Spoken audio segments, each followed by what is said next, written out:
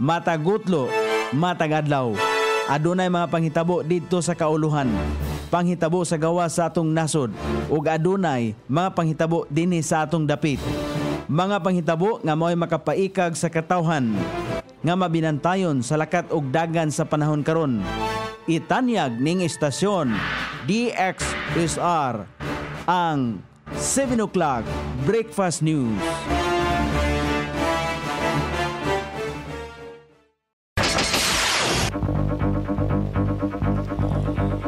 Higala, kumusta? May buntag Iligan, may buntag Mindanao, may buntag Pilipinas. Adlaw nga Biyernes karon, pizza 23 ni buwan sa Agosto ning tuiga 2024. Sangan sa ato station manager Pastor Robin Solapas, kini ang inyong ka-isar Kabisaya Nonay B. Ang muhatod sa hanay sa balita sa alas 7. Gikan sa bilangguan nga mibalik sa pagpamaligya og droga nadakpan. Mga pamaagi sa pagpromote sa syudad gitudlo sa gipahigayong tourist marketing. Iligan, ika-14 nga justice zone sa Pilipinas. Sa kauluhan, 23 ka mga Pinoy nagpakitabang human atakiha sa Houthis sa ang Mount Sunyun. Social pension alang sa indigent senior citizens nakakuha og 49.8 bilyones pesos nga budget alang sa sunod nga tuig. Departamento sa Panglawas pagatan-awon ang paggamit sa smallpox vaccine isip proteksyon batok sa monkeypox. Quadcom nagpagawas og arrest order batok sa negosanteng si Cassandra Ong. Balita sa gawa sa nasod, Italy nagpatuman og red alert ngadto sa 22 ka mga dakbayan. Mga Kristohanon sa tunga-tungang sidakan nangandam sa umaabot nga dakong panagbangi. Kini ang uluhang tudling sa atong mga balita nga dalit kanato ning istasyon. DXSR 106.7 sa inyong FM dial.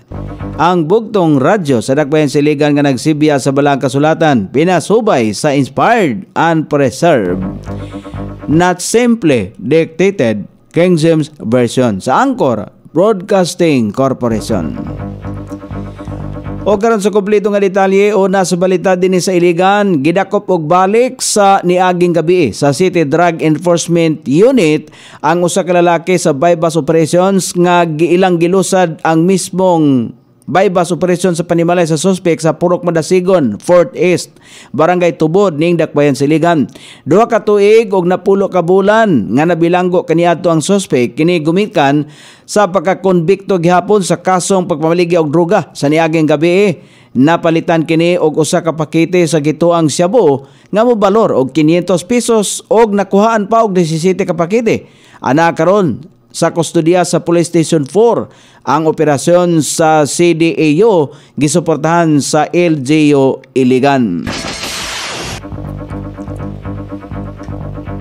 Gitudlo ni Professor John Lucero Antonio, ang senior lecturer sa University of the Philippines Asian Institute of Tourism ngadto sa mga kawani sa lokal nga kagamhanan sa Iligan, academe, private sector, ingod man NGO.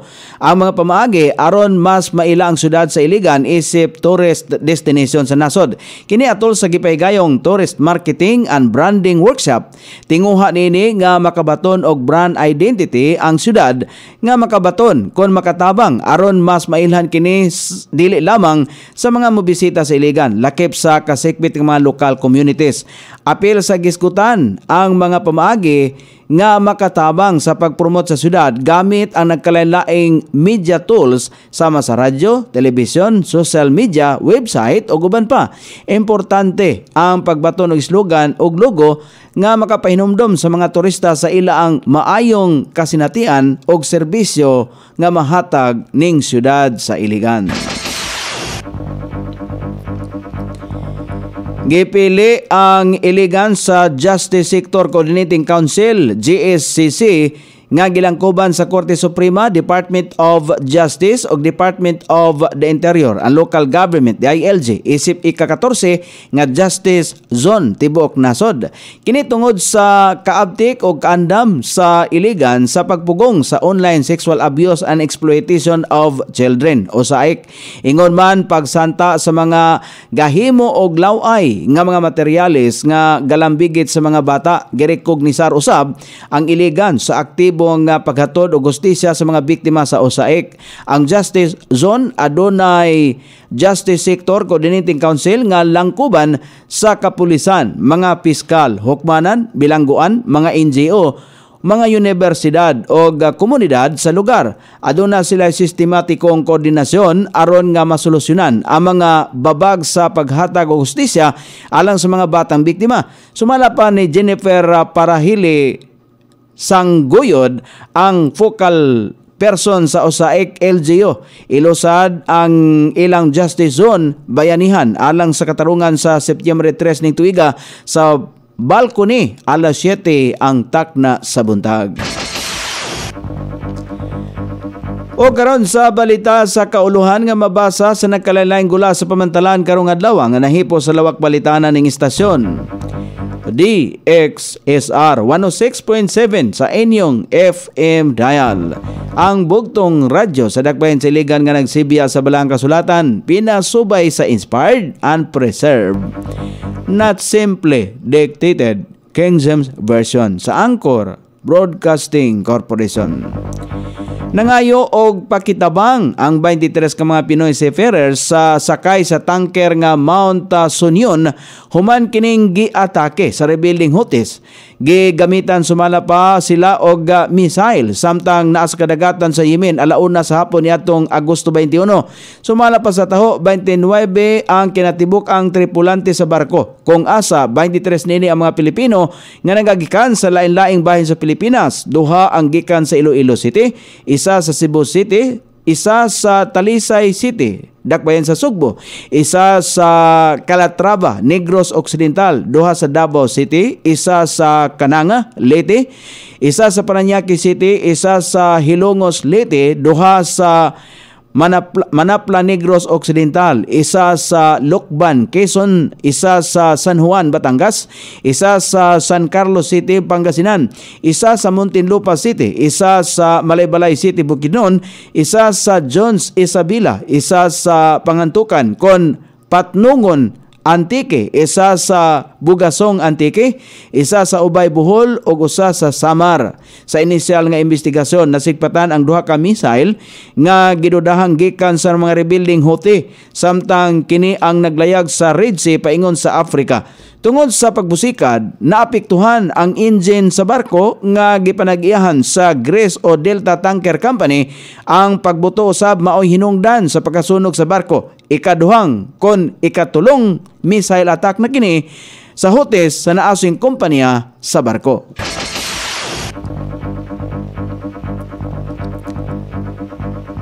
Nagahin ang gobyerno sa Pilipinas og 49.8 bilyones pesos nga budget alang sa social pension sa mga indigent senior citizens sa nasod sa ilalom sa 2025 nga National Expenditure Program. Sumala pa sa Department of Budget and Management, makatabang kini aron masiguro nga padayon ang implementasyon sa Social Protection Program alang sa mga Filipino senior citizens sa DSWD. Gisulti pa sa ahensya nga ang alokasyon ang maghatag og dalan sa kapin 4.8 milyon ka mga kabos nga senior citizen nga makadawat og binulang allowance nga 1,000 ka piso sa sunod nga tuig aron madungagan ang ilaang pang-adlaw-adlaw nga panginabuhi o galastuhan sa pagpatambal. Ang mga kwalipikadong benepisaryo sa Social Pension Indigent Senior Citizens Program ang nagsugod ng midawat sa binulang allowance nga 1,000 ka pisos karong tuiga. Kini pinasubay sa Republic Act number 11916 nga nagdoble sa ilaang binulang pensyon gikan sa 500 pesos. Samtang sa pagpatuman sa Expanded Centenarian Act, kinatibuk ang 3 bilyones pesos ang gigahin aron punduhan ang 100,000 pesos cash gift alang sa Pilipinong moabot og edad nga 100 Ingon man ang dugang 10,000 pesos cash benefit sa tanang mga Pilipino nga nag-edad og 80, 85, 90 ug 95. Kung mahinumduman gipirmahan ni Presidente Ferdinand Bongbong Marcos ang Republic Act 11982 niadtong Pebrero ning tuiga nga magpalapad sa sakop sa RA 10868 ug naghatag og mga benepisyo nga sa mga octogenarian o sa nonagenarian.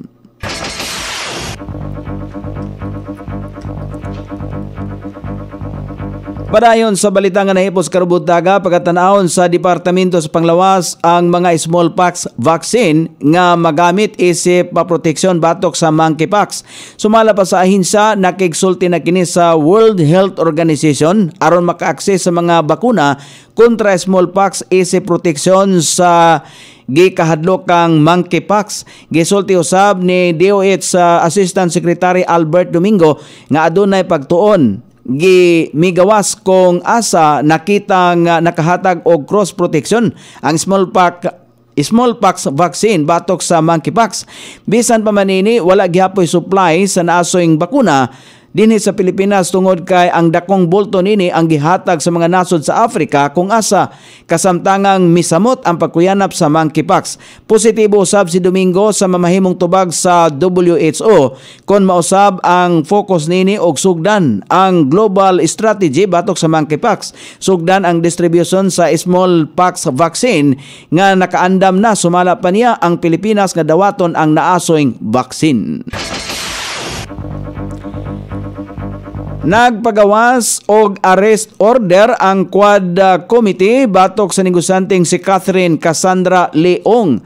Human kini madakpan sa nasod sa Indonesia. Tungod nini gitahasan sa Quad Committee ang House Sergeant at Arms nga makigdamayayong sa mga law enforcement agencies aron ipailalom sa ilang kustodiya ang negosanteng si Ong. Sa pagkakaroon nakigdamayayong na si House Sergeant at Arms sa retired Police Major General Napoleon Taas sa mga law enforcement officers aron ihatag ngadto kanila ang kustodiya ni Ong.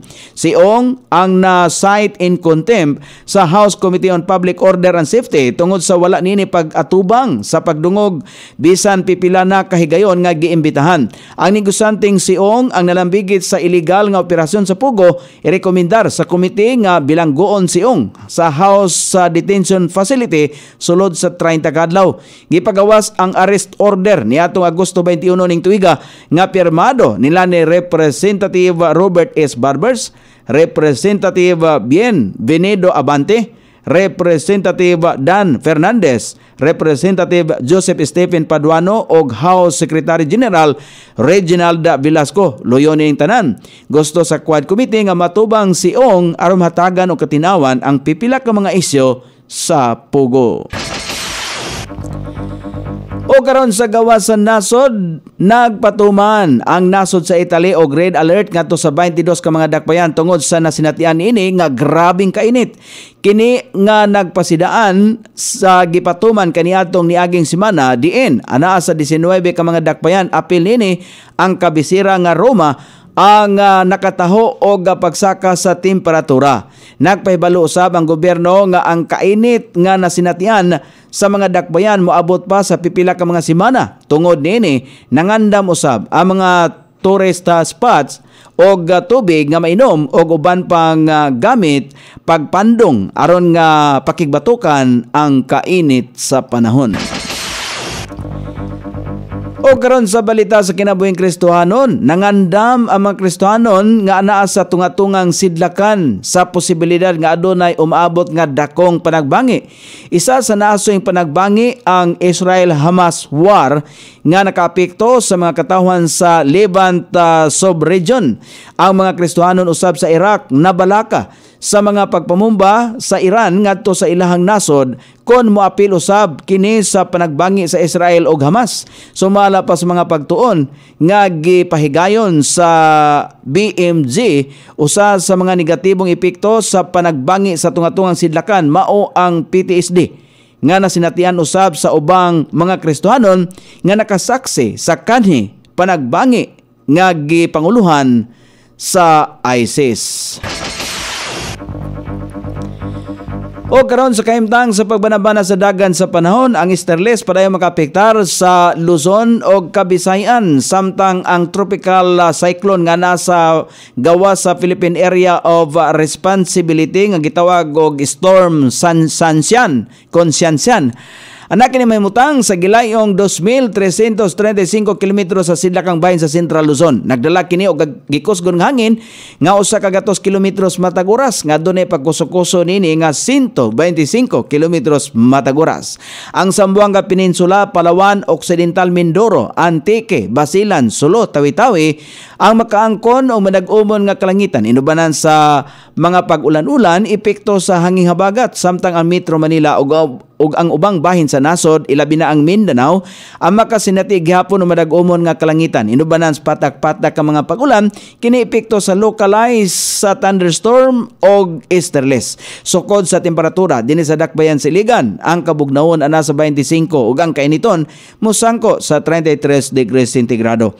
Ang adlaw misilang kaganiya sa alas 5:43 og mosahop unya sa alas 6:14 sa sayong takna sa kagabihon. Inyong nabati ang kinatibukang hanay sa balita sa alas 7 nga dalit kanato ning istasyon. DXSR 106.7 sa inyong FM dial. Ang buktong radyo sa Dakbayan Siligan nga nagsibya sa balaang kasulatan, pinasubay sa inspired and preserved, not simply dictated, King James Version sa Anchor Broadcasting Corporation. Sangan sa tigsuwat sa atong balitang international ug sa kinabuhing Kristohanon, pitjan sa balita lokal Coney Island. Sa ato station manager Pastor Robin Solapas. Kini ang inyong ka-isar Kabisaya Nonoy B magpasalamat og miingon. Maayong buntag, Iligan.